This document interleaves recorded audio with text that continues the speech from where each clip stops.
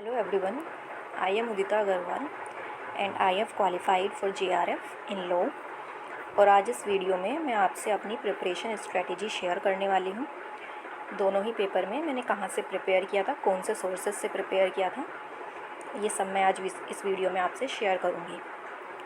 तो मैंने JRF law में क्लियर किया था, लास्ट जो हुआ था दिसंबर 2024 वाला, उसमें मेरे 226 मार्क्स आए थे और ये मेरा सेकेंड अटैम्प्ट था। मेरा जो फर्स्ट अटैम्प्ट था वो जून वाला ही पेपर था, जून 2024, जो बाद में कैंसिल होके फिर अगस्त में हुआ था। उस वाले अटैम्प्ट में मेरे 212 नंबर थे और उस टाइम पे JRF की कट ऑफ 216 गई थी, तो 4 नंबर से मेरा JRF रह गया था। और इस बार आपका जो JRF की कट ऑफ गई थी दिसंबर 2024 में, वो 218 गई थी और मेरे उसमें 226 नंबर आए थे। तो मैं आपसे शेयर करूँगी कि फ़र्स्ट अटैम्प्ट में मुझसे ऐसी क्या मिस्टेक्स हुई और सेकंड अटैम्प्ट में मैंने ऐसा क्या किया जो मेरा ईज़िली JRF क्लियर हो गया। तो आपके इस एग्ज़ाम में 2 पेपर होते हैं, पेपर 1 और पेपर 2। पेपर 1 सभी फील्ड के लिए कॉमन पेपर होता है, उसमें आपके टोटल 50 क्वेश्चंस आते हैं और हर क्वेश्चन आपका 2 मार्क्स का होता है। तो उसमें भी आपकी टोटल 10 यूनिट्स है, पेपर 2 के अंदर भी आपकी टोटल 10 यूनिट्स आती हैं। तो पेपर 1 के लिए मैंने सारी प्रिपरेशन यूट्यूब से ही की थी। यूट्यूब पे मैंने कुमार भारत सर का एक चैनल है, उसको फॉलो किया था। जो भी उनके यूट्यूब पे वीडियोस अवेलेबल हैं, उनसे मैंने 1 बाय 1 एक वीडियो देख करके हर यूनिट के खुद से नोट्स बनाए थे। तो मेरे हर यूनिट के नोट्स बन गए थे, करीब 10 से 15 पेजेस में मेरी सारी यूनिट्स, एक यूनिट मेरी कवर हो गई थी। देन उसके बाद वो PYQ भी कराते हैं अपनी हर वीडियो के एंड में, तो मैंने वो भी सारे सॉल्व किए थे। इसके अलावा पेपर 1 में मैंने कोई भी दूसरे टीचर को फॉलो नहीं किया, सिर्फ कुमार भारत सर की वीडियोस देखी हैं और एक आपकी बुक आती है KVS मदान, कुछ क्वेश्चंस मैंने उसके सॉल्व किए हैं। जैसे कि आपकी डाटा इंटरप्रिटेशन की यूनिट हो गई, वो मैंने वहाँ से सॉल्व किए और जो उसमें MCQ दिए हुए हैं बुक के अंदर, वो मैंने उसमें से सॉल्व किए हैं। बाकी बुक में से इतना ज़्यादा मैंने नहीं पढ़ा था, मैंने यूट्यूब से ही पढ़ा है सारा पेपर 1 के लिए। तो मैंने अपने सारे खुद के नोट्स बनाए थे और उन्हीं नोट्स को मैंने मल्टीपल टाइम्स रिवाइज़ किया था। तो लगभग मुझे 1 मंथ लग गया था सारे नोट्स बनाने में। और देन उसके बाद उनकी प्रीवियस ईयर की मैंने प्रैक्टिस शुरू कर दी थी। तो जैसे ही एक यूनिट के नोट्स मेरे कंप्लीट हो जाते थे, देन उसके बाद मैं उसकी PYQ लगाती थी। आपको PYQ UGC नेट की वेबसाइट पे मिल जाएंगे। आप लास्ट 2-3 साल के PYQ कर सकते हैं, ज़्यादा पुराने मत करना पेपर 1 के लिए, प्रीवियस ईयर के क्वेश्चंस। तो उससे आपको आइडिया लगता रहेगा कि किस टाइप के क्वेश्चंस हर यूनिट से बन रहे हैं। तो आपको पेपर 1 के अंदर मैंने लगभग सारी यूनिट्स कवर की थी, एक्सेप्ट जो मैथ्स वाली होती है। तो मेरा मैथ्स थोड़ा वीक है, तो मैथ्स में मैंने कुछ ही टॉपिक्स कवर किए थे, जैसे आपका स्पीड और डिस्टेंस के हो गए, एवरेज वाले क्वेश्चंस हो गए और परसेंटेज वाले क्वेश्चंस हो गए। तो वो आपके DI में भी काम आते हैं और वो आपके मैथ्स में भी काम आते हैं। तो इसलिए मैंने मैथ्स में बस यही वाले सारे टॉपिक्स कवर किए थे, क्योंकि उसमें मेरे को काफ़ी ज़्यादा टाइम लग रहा था। और क्वेश्चंस भी अगर आप देखेंगे तो मैथ्स वाली यूनिट से 4 से 5 क्वेश्चंस आपके आते हैं और 2-3 क्वेश्चन उसमें से ऐसे होते हैं जो ईज़िली, अगर आपने DI भी प्रैक्टिस कर लिया है अच्छे से, तो वो आपके हो जाएंगे। तो इसलिए मैंने सोचा कि बाकी 1-2 क्वेश्चंस के लिए इतनी एक्स्ट्रा मेहनत करने की नीड नहीं है। और इसमें आपको DI अच्छे से करना होगा, क्योंकि DI के हर बार 5 क्वेश्चंस आते हैं। और उसके लिए जो मैंने DI की प्रैक्टिस करी थी, वो मैंने KVS मैदान के जितने भी बुक्स हैं, जो सोल्ड वाले क्वेश्चन दिए गए हैं और जो अनसॉल्व्ड क्वेश्चन है, वो सारे ही प्रैक्टिस किए थे। तो उससे मेरा ईज़िली DI अच्छे से कवर हो गया था। तो पेपर 1 के लिए मैंने यही सब फॉलो किया था, सिर्फ कुमार भारत सर की वीडियोस देखी थी, जो भी यूट्यूब पे उनके चैनल पे आपको मिल जाएंगी। उनके अपने नोट्स बनाए थे मैंने, और वो सिर्फ इम्पॉर्टेंट टॉपिक्स को ही कवर कराते हैं, तो इसलिए मेरे को उनका चैनल ज़्यादा बेटर लगा बाकी जो टीचर्स हैं उनसे। और बाकी मैंने इसमें PYQ प्रैक्टिस किए थे अच्छे से, और आपको सारी यूनिट्स इसमें कवर करनी है। और मैंने पहले दोनों पेपर में से पेपर 1 ही कंप्लीट किया था। देन उसके बाद आते हैं, और मेरे जो पेपर 1 था, पेपर 1 में मेरे total I think 34 questions, yes 34 questions मेरे ठीक हुए थे। तो मेरे टोटल 68 मार्क्स थे पेपर 1 में। अब आते हैं पेपर 2 पर, जो कि आपका है लॉ का पेपर, जो अपने सब्जेक्ट का पेपर है। उसमें भी आपके कुछ यूनिट्स तो ऐसी हैं जो आपने पहले से पढ़ी होंगी, जैसे IPC, कॉन्स्टिट्यूशन, फैमिली लॉ, और कुछ ऐसी हैं आपकी यूनिट्स जो आपने बहुत पहले पढ़ी होंगी, लेकिन अब आपको उनके बारे में ज़्यादा कुछ चीज़ें याद नहीं होंगी। तो पेपर 2 में पहले मैंने वो वाली यूनिट्स कवर करी जो मेरे लिए नई थी, जो मैं भूल चुकी थी पहले, जैसे आपका पब्लिक इंटरनेशनल लॉ हो गया, और इन्वायरमेंट लॉ हो गया, IPR हो गया, ह्यूमन राइट्स लॉ हो गए। तो ये इस तरीके के लॉज हैं जो हम इतना ध्यान से मतलब हमने काफ़ी पहले पढ़े होंगे एलएलबी में, उसके बाद एलएलएम में इनका इतना काम नहीं पड़ता है। तो मैंने पहले ये वाले टॉपिक्स कवर किए थे और पेपर 2 के लिए मैंने कोई एक सिंगल सोर्स फॉलो नहीं किया या फिर मैंने कोई भी एक्स्ट्रा बुक नहीं ली पेपर 2 के लिए। ये मेरे जो कुछ पुराने नोट्स थे जो मेरी एलएलबी की बुक्स थी और कुछ सोर्सेज मैंने ऑनलाइन करा था, कुछ यूट्यूब चैनल्स को आप टॉपिक डाल देना, आपको मिल जाएगा। तो उसके हिसाब से जो टॉपिक वाइज आपका मेंशन है सिलेबस में, उसी तरीके से मैंने प्रिपेयर किया था। और फिर उसके बाद पेपर 2 के लिए भी मैंने हर यूनिट के अलग से नोट्स बनाए थे। कुछ मैंने बुक में मार्क कर लिया था और कुछ मैंने अपने नोट्स बना लिए थे। तो पेपर 2 के लिए भी आपको यही करना है कि आपको हर सेपरेट यूनिट के अपने नोट्स बनाने हैं, क्योंकि अगर आप अपनी राइटिंग में अपने खुद के नोट्स बनाएंगे तो वो आपको जब बाद में जा कर के रिवाइज़ करेंगे एग्ज़ाम के टाइम पे, तो आपको बहुत ही ईजिली वो सारी चीज़ें याद हो जाती हैं। उसके बाद आपको PYQ ज़रूर करने हैं पेपर 2 के लिए, और आपको 2019 से लेकर के जो अब तक के सारे पेपर हुए हैं 2024 तक के, आपको सारे पेपर जो हैं अच्छे से सॉल्व करने हैं, क्योंकि पेपर 2 में आपके एग्ज़ाम में काफ़ी क्वेश्चंस रिपीट होते हैं, स्पेशली जो आपके पब्लिक इंटरनेशनल लॉ है और केस लॉ से रिलेटेड है। ये क्वेश्चंस तो हर बार ये मान लीजिए काफ़ी हद तक रिपीटेड ही आते हैं इसमें से। अब आपके जो पेपर 2 है, लॉ का पेपर है, उसमें ये काफ़ी ज़्यादा क्रोनोलॉजी में क्वेश्चंस पूछते हैं और इस तरीके से सेक्शन भी काफ़ी इसमें पूछे जाते हैं, और इसमें conventions, international convention year wise arrange करने के लिए आती हैं। तो बहुत ही ज़्यादा फैक्चुअल आपका पेपर आता है ये, तो इसकी वजह से आपको इसमें फैक्ट्स पे ज़्यादा फोकस करना होगा रादर देन कॉन्सेप्ट। तो इसलिए इसमें रिवीजन की भी उतनी ही ज़्यादा ज़रूरत पड़ेगी, क्योंकि कॉन्सेप्ट हम अगर एक बार समझ लें तो हमें वो लॉन्ग टर्म में याद रहता है।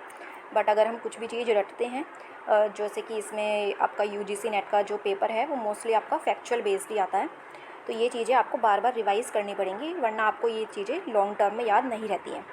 तो इसके लिए यही बेटर है कि आप अपने नोट्स बनाएं, और जो भी आपके इस तरीके के हैं, जो भी आपको क्रोनोलॉजी में चीज़ें याद करनी है, ईयर वाइज याद करनी है, वो सारी चीज़ें आप अपनी एक जगह पर लिख लें। जैसे कि एनवायरनमेंट में काफ़ी सारी इंटरनेशनल कन्वेंशंस पूछी जाती हैं, तो वो सब आप एक जगह पर मेंशन कर लें। देन आपके काफ़ी सारे केस लॉज ईयर वाइज पूछे जाते हैं, तो आप हर सब्जेक्ट के जो भी इंपॉर्टेंट केस लॉज हैं वो एक जगह पर मेंशन कर सकते हैं। इसी तरीके से पब्लिक इंटरनेशनल लॉ में भी आपके काफ़ी सारी जूरिस्ट के और बुक्स के नाम पूछे जाते हैं, वो भी आप एक जगह पर मेंशन कर सकते हैं। अगर आप इस तरीके से सारी चीज़ें मेंशन कर लेंगे एक जगह पर, तो आपको याद करने में ये बहुत ही ज़्यादा ईजी रहेगा। देन इसके बाद आपके सिलेबस में कुछ ऐसे भी सब्जेक्ट हैं जो कि काफ़ी लेंदी हैं, जैसे मोटर व्हीकल एक्ट हो गया आपका, इंटेलेक्चुअल प्रॉपर्टी राइट्स में भी आपके काफ़ी सारे एक्ट्स आते हैं। जो एक्ट तो काफ़ी बड़े हैं, लेकिन वहाँ से क्वेश्चंस आपके ज़्यादा नहीं बनते हैं। जैसे मोटर व्हीकल एक्ट में से हर बार 1 या 2 क्वेश्चन बन जाएगा, लेकिन वो एक्ट इतना बड़ा है, तो आपको ये देखने की ज़रूरत है कि प्रीवियस ईयर को आप ज़रूर एनालाइज़ करें कि वहाँ से इस तरीके के एक्ट में से कितने मतलब कहाँ से कितना इन डेप्थ क्वेश्चन बन रहे हैं। सिर्फ आप उन्हीं सेक्शंस पर फिर फोकस करें, पूरा एक्ट पढ़ने की आपको ज़रूरत नहीं है, क्योंकि सिलेबस आपका बहुत वाइड है, आपके बहुत सारे सब्जेक्ट्स आते हैं आपके पेपर नंबर 2 में। तो आपको सिर्फ वही चीज़ें फोकस करनी है जो एग्ज़ाम में आपकी पूछी जाती हैं। तो कुछ इस तरीके के जो सब्जेक्ट्स हैं आपके, इंटेलेक्चुअल प्रॉपर्टी राइट्स से रिलेटेड हो गए, आपका मोटर व्हीकल एक्ट हो गया, कंज्यूमर प्रोटेक्शन एक्ट, ये जो कुछ आपके अलग अलग एक्ट्स दिए हुए हैं, आप सिर्फ इन एक्ट में उन्हीं सेक्शंस पर फोकस करें जहाँ से अभी तक क्वेश्चंस बने हैं प्रीवियस ईयर में, या फिर जो इंपॉर्टेंट है इनके सेक्शंस। बाकी आप पूरा एक्ट पढ़ने की अगर कोशिश करेंगे तो फिर आपका बाकी का सिलेबस भी पूरा नहीं हो पाएगा। अब आपके जो दोनों ही पेपर हैं, चाहे वो पेपर 1 हो या पेपर 2 हो, उसमें ये हर बार कुछ ना कुछ इस तरीके के ऐसे क्वेश्चंस आते हैं, 10 से 12 क्वेश्चंस दोनों ही पेपर में। जो ऐसे क्वेश्चंस होते हैं मतलब जो आइडिया आप नहीं लगा सकते कि ये कहाँ से पूछ लिया। तो मेरी एडवाइस यही है कि आप उन 10-12 क्वेश्चंस पे फोकस ना करें, क्योंकि वो हर बार आते हैं, और आप अगर उन 10-12 क्वेश्चंस में फंसेंगे तो आपका जो 90% पेपर है आप उसको भी ठीक से रिवाइज़ नहीं कर पाएंगे। तो जैसे इस बार दिसंबर 2024 में लॉ के पेपर में पब्लिक इंटरनेशनल लॉ से पता नहीं कहाँ से क्वेश्चंस पूछे गए थे, बहुत ही रैंडम बुक्स के नाम ये पूछ लेते हैं। अब आप इतनी सारी बुक्स, इतने सारे जूरिस्ट ने लिखी हैं, आप सबका नाम याद नहीं रख सकते। तो इसलिए जो इंपॉर्टेंट बुक्स हैं सिर्फ आपको वही प्रिपेयर करनी है, या फिर जो प्रीवियस ईयर में ऑलरेडी आ चुकी हैं सिर्फ वो याद करें। आप सारी की सारी बुक्स का नाम याद रखने के लिए अगर बैठ जाएंगे तो आपका जो बाकी का सिलेबस है, जहाँ से हर बार 90% क्वेश्चंस आते हैं, वो आप कवर नहीं कर पाएंगे। तो मैंने एक तो अपने जो फर्स्ट अटैम्प्ट था उसमें एक ये मिस्टेक करी थी कि जो भी मुझे लग रहा था कि अलग सा क्वेश्चन पूछ लिया है इन्होंने एग्ज़ाम्स में, तो मैं उसी क्वेश्चन पे सारा का सारा पढ़ने बैठ जाती थी। तो इसकी वजह से जहाँ से आज एक्चुअली में हर बार क्वेश्चन आते ही हैं, वो चीज़ें मैं ठीक से रिवाइज़ नहीं कर पाई। तो इसलिए आप इस बार ध्यान रखिएगा, मतलब मेरी एडवाइस तो एक्चुअली में यही रहेगी कि आप सिर्फ अपने उस 90% सिलेबस पे फोकस करें। जो 10% इस तरीके के क्वेश्चंस हैं जो हर बार ही कुछ ना कुछ नई जगह से ये पूछते हैं, उनमें अपना टाइम वेस्ट ना करें। तो आपको लगभग 2 से ढाई महीने अपना सिलेबस कंप्लीट करने में इसमें लग जाते हैं, जिसमें आप अगर अपने खुद के नोट्स बनाएंगे, और वो ही ज़्यादा बेटर रहता है कि अगर आप अपनी हर यूनिट के भी लॉ के पेपर में भी आप अपने शॉर्ट में नोट्स बना लें, तो जिससे आपको बाद में रिवाइज़ करने में काफ़ी ईजी पड़ेगा। तो इसके बाद जब अपने आप सारे नोट्स क्लियर कर लेंगे, बना लेंगे, देन उसके बाद आपको प्रीवियस ईयर सॉल्व करने हैं।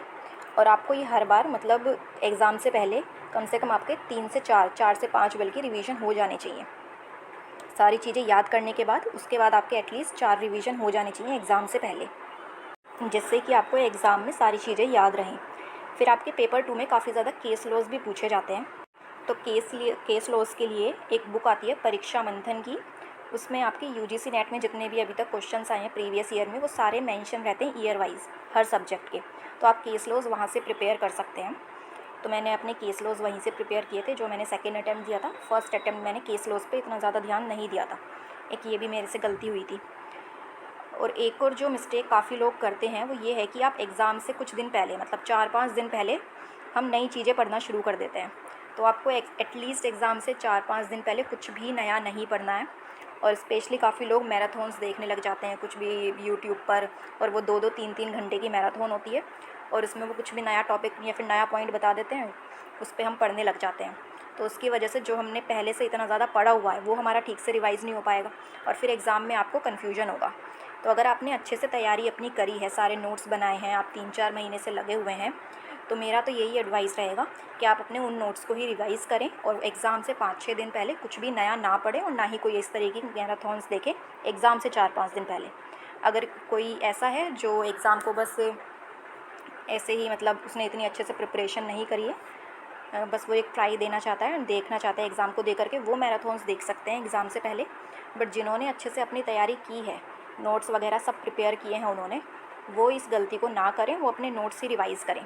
क्योंकि इस आप 100% सिलेबस कभी भी कवर नहीं कर सकते, क्योंकि वरना ऐसा अगर हो जाता तो फिर 300 में से 300 कट ऑफ चली जाती।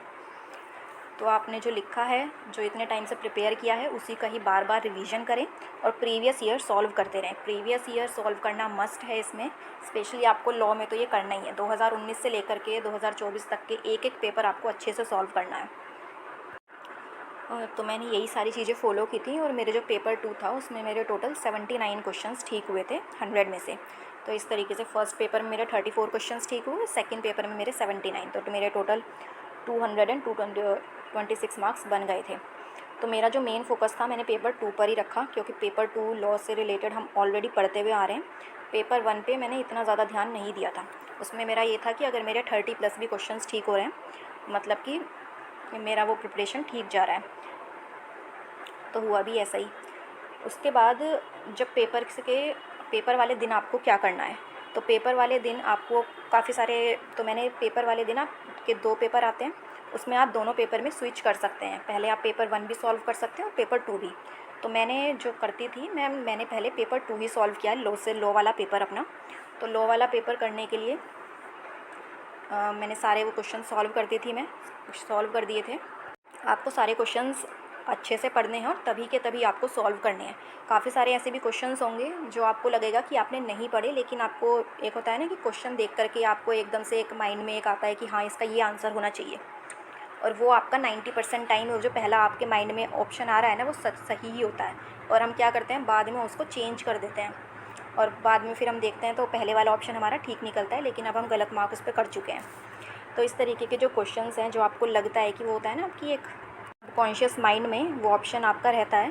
तो अगर इस तरीके के आपके क्वेश्चंस अगर आपके सामने आते हैं आपके एग्ज़ाम में, जो आपको लगता है कि आपको याद नहीं आ रहे हैं, बट एक आपका ऑप्शन आपके माइंड में क्लिक कर रहा है उसको क्वेश्चन को देख करके, तो आप उसी को ही मार्क करें, और वो आपका काफ़ी 70 to 80% चांसेस है कि आपका वही वाला ऑप्शन सही होगा।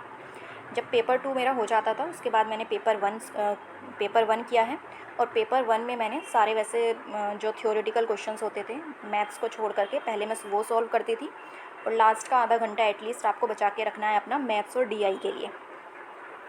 तो लास्ट में मैं डीआई सॉल्व करती थी आराम से, क्योंकि आपको डीआई को एकदम बहुत ध्यान से सॉल्व करना है, क्योंकि ज़रा से भी अगर आपकी कैलकुलेशन में मिस्टेक हुई तो आपका क्वेश्चन गलत हो जाता है। तो ये सारी चीज़ें थी जो मैंने फ़ॉलो करी अपने एग्ज़ाम के लिए। तो आपको जो करना है पेपर 1 के लिए, आप कोई भी एक टीचर को फॉलो करें। कुमार भारत सर इसके लिए बेस्ट हैं। उसके लिए आप अपने नोट्स बनाएं, प्रीवियस ईयर सॉल्व करें, और जो आपके मैथ्स या फिर जो डीआई के क्वेश्चंस हैं वो आप केवीएस मैदान में से सॉल्व कर सकते हैं। देन पेपर 2 के लिए भी आप अपने हर सब्जेक्ट के नोट्स बनाएं, जो भी आपके पास बुक्स हैं या फिर जो भी आपके एलएलबी एलएलएम के नोट्स हैं, बेयर एक्ट हैं, जहाँ से भी आपको जो भी सब्जेक्ट कवर करना है आप कर सकते हैं।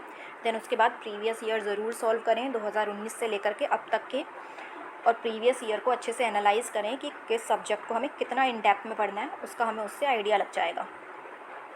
देन उसके बाद जो चीज़ें आपको नहीं करनी है वो ये है कि आपको एग्ज़ाम से 4-5 दिन पहले कुछ भी नया नहीं पढ़ना है। आपको सिर्फ अपना जो आपने लिखा है वो रिवाइज़ करना है और प्रीवियस ईयर सॉल्व करने हैं।